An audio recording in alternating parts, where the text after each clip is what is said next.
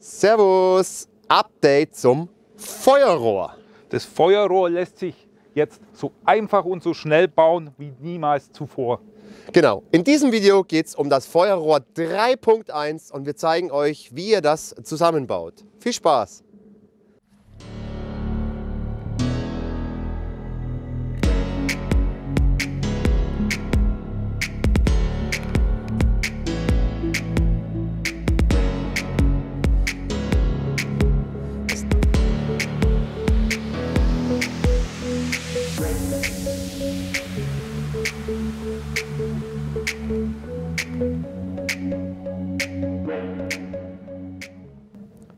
Mei, so ein Feuerrohr ist schon was Schönes, oder Thomas?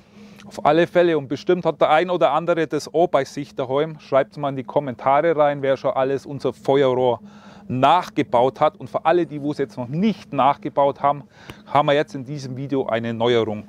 Genau, diese Neuerung ist, das ist ein Bausatz. Er ist fix und fertig. Das heißt, ihr müsst nichts mehr groß machen, außer noch zusammenschweißen. Das ist ganz klar. Nichts mehr bohren, nichts mehr flexen. Nichts mehr bohren, nichts mehr flexen. Alles vorgelasert, vorgebohrt, nur noch zusammenschweißen. Und so habt ihr jetzt dann 3 Möglichkeiten, an ein Feuerrohr zu kommen. Die erste Möglichkeit ist natürlich, dass ihr es beim Olli einfach kauft. Die zweite Möglichkeit ist unser Bausatz. Und die dritte darfst du noch vorstellen. Die dritte Möglichkeit ist ja unser Selberbauvideo. Das verlinken wir euch nochmal da oben. Wir haben ja schon mal dieses Feuerrohr nachgebaut oder gebaut. Und da zeigen wir genau für die Leute im Detail, wie ihr das wirklich selber macht. Eine Materialliste haben wir auch noch dazu, die werden wir hier unter dem Video auch noch mal verlinken und natürlich im anderen Video ist es auch noch mal verlinkt.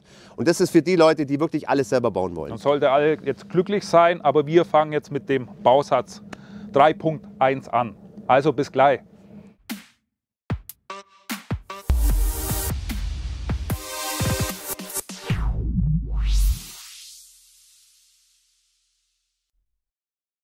Ja Leute, wir haben das Feuerrohr, den Bausatz mal ausgepackt. Wie ihr hier sehen könnt, es ist alles komplett vorbereitet. Hier ist alles ausgelasert worden. Seht ihr hier, gebohrt ist alles, alle Luftkanäle. Alles ist fix und fertig. Das Einzige, was ihr nur noch braucht, ist ein Schweißgerät. Und dann könnt ihr schon losbrutzeln. So, der erste Schritt ist die Flügel anschweißen an die Brennkammer. Da gibt es so eine Schablone, die macht der Olli auch noch als PDF. Wir haben es jetzt einfach als Karton. Dann können Sie hier auch die Maße mal sehen. Das könnt ihr dann als Standbild festhalten und dann könnt ihr es abmessen und dann könnt ihr euch die Schablone selber ausschneiden. Und dann werden diese Flügel hier so angeschweißt. Hier dann so. Aufpassen müsst ihr nur an der kurzen Seite. Da kommt ein anderer Flügel hin, der ist hier abgeschrägt. Der kommt dann diese abgeschrägte Seite nach unten hin.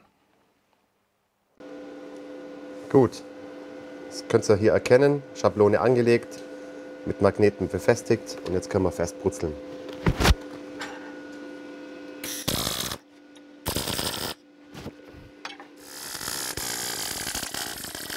Ihr habt ein Stück dabei, das ist dieses abgeflachte Stück hier. Das gehört auf diese Seite, wo die Öffnung ist von den Brennkammer, genau. Und das gehört dann abgeflacht in diese Richtung. Also bitte darauf achten. Da passt auch die Schablone sehr gut wieder hin. Und jetzt brutzel mal los, Thomas.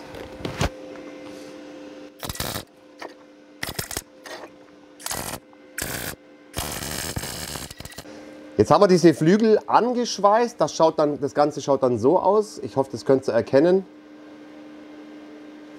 So schaut das Ganze dann fertig aus. Und das werden wir jetzt hier, nächster Punkt wird sein, dass wir dieses Teil hier, diesen Brennerkammer, dass wir die hier ausrichten, das hier drauflegen, ausrichten mit Magneten und das Ganze dann verschweißen. Und das werde ich jetzt einmal machen.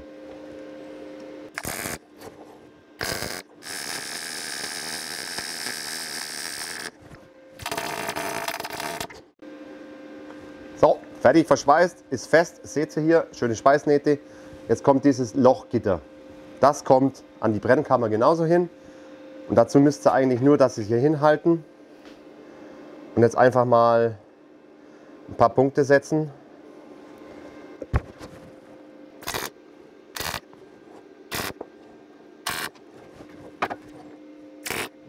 Habt ihr das Gitter hingeschweißt, wird es nur noch jetzt um die Kante geschlagen und dann nimmt ihr einfach einen Hammer dazu.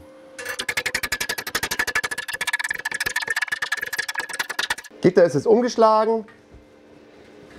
Hier war das Gitter ein bisschen zu lang, habt ihr nur abflexen müssen. Ich habe es hier auch nochmal gepunktet, wie ihr sehen könnt. Ich glaube, man kann es jetzt erkennen auf dem Video, im Film. So schaut das Ganze momentan gerade aus. Und jetzt wird der Thomas hier noch den Ascheauffangbehälter anschweißen. Das lassen wir ihn jetzt mal machen. Der kommt dann so hin. Wir haben jetzt den Ascheauffangbehälter mal mit dem Magneten festgemacht. Ihr müsst bloß auch darauf achten, hier an der Stelle, von der Kante bis zu der Kante unten vom Ascheauffangbehälter sind es 3,5 cm, der praktisch, wo es halt überstehen muss. Genau. Oben haben wir das somit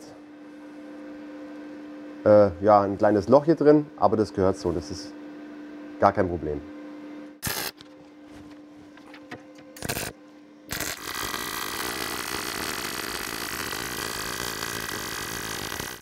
Der nächste Arbeitsschritt, wenn der Aschebehälter festgeschweißt ist, das ist hier diese Langmutter. Da wird später dann dieser Schutz damit befestigt. Das Maß ist von hier oben nach unten gemessen 180. Bis zur Mitte der Schraube. Bis zur Mitte der Schraube, ja genau. 180 mm, 18 cm. Und das ist genau auch dieses Maß von diesem Loch hier. Genau.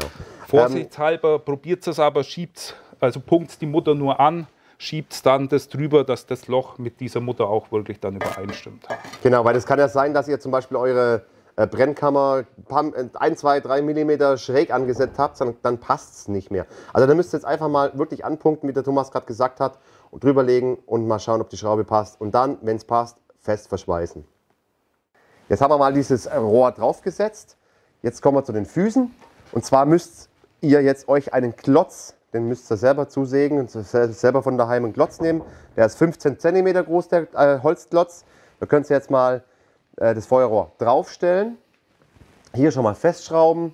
Und jetzt kommen wir zu den Füßen. Und zwar muss eure Ebene hier auch im Wasser stehen. Der Tisch im Wasser stehen.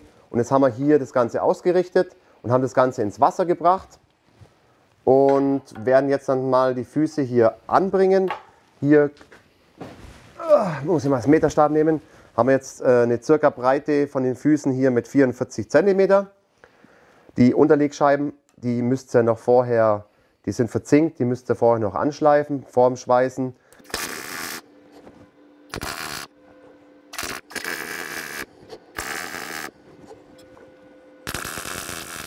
Jetzt seht ihr, wir haben jetzt den ausgelegt, wir haben den Klotz rausgenommen, weil wir haben einen Schweißtisch, wo man den festspannen kann. Das Video zu diesem Schweißtisch verlinken wir euch noch.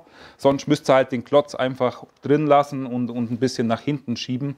Und dann haben wir das jetzt auch ausgerichtet und jetzt schweißen wir die letzte Stütze auch noch an.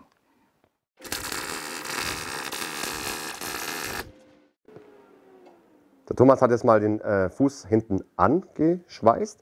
Jetzt hat der Olli noch einen Steg beigelegt. Das ist dieser hier. Den könnt ihr jetzt auch noch mal festschweißen. Also das soll zur Stabilisierung sein des Fußes hinten.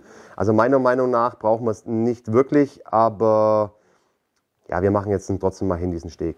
Und den werden wir jetzt noch, der ist jetzt nur gepunktet und den werden wir jetzt noch mal verschweißen. Also, jetzt sind wir mal weiter. Wir haben das Glasrohr mal ausgepackt. Dieses Glasrohr werden wir euch unten verlinken. Ich muss da durchschauen, hier durch die Ecke hier. Das haben wir jetzt zu zweit machen müssen. Und zwar haben wir jetzt das Ganze ausgerichtet, mit Magneten befestigt und da hat der Thomas mir helfen müssen. Das haben wir jetzt schon verschweißt hier oben mit dem Ring. Den haben wir jetzt vom Abstandshalter relativ in die Mitte gebracht, das Glas. Da kommt nachher noch dieses Kamindichtband rein, aber das machen wir beim Schweißen nicht, weil sonst verkokelt es. Deshalb ist es so. Wie gesagt, ich habe es jetzt hier nochmal gepunktet, werde es nochmal fest verschweißen und das Ganze liegt jetzt richtig schön im Wasser.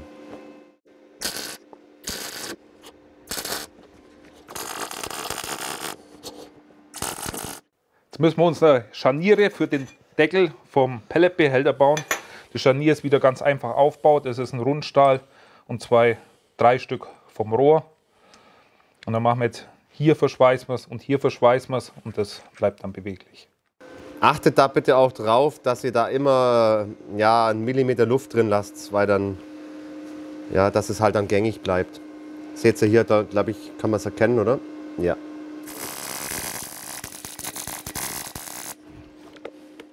Jetzt seht ihr, wie die Klappe hinmontiert wird. Jetzt da wird es hier oben an dieser Stelle verschweißt und die zwei äußeren werden unten mit dem Rohr verschweißt.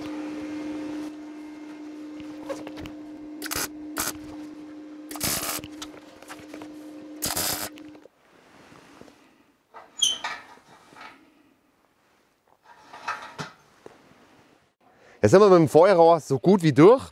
Jetzt machen wir das Ganze noch mit dem Silikonentferner oder mit dem Bremsenreiniger sauber, das Ganze. Schaut doch schon mal perfekt aus.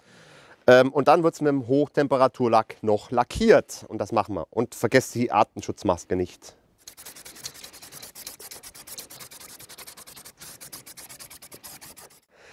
Fertig mit Lackieren. Getrocknet ist es auch schon. Jetzt kommt als allerletztes noch dieses Kamindichtband, was im Lieferumfang dabei liegt. Und das kommt hier oben rein. Das ist einfach für einen Glasschutz da.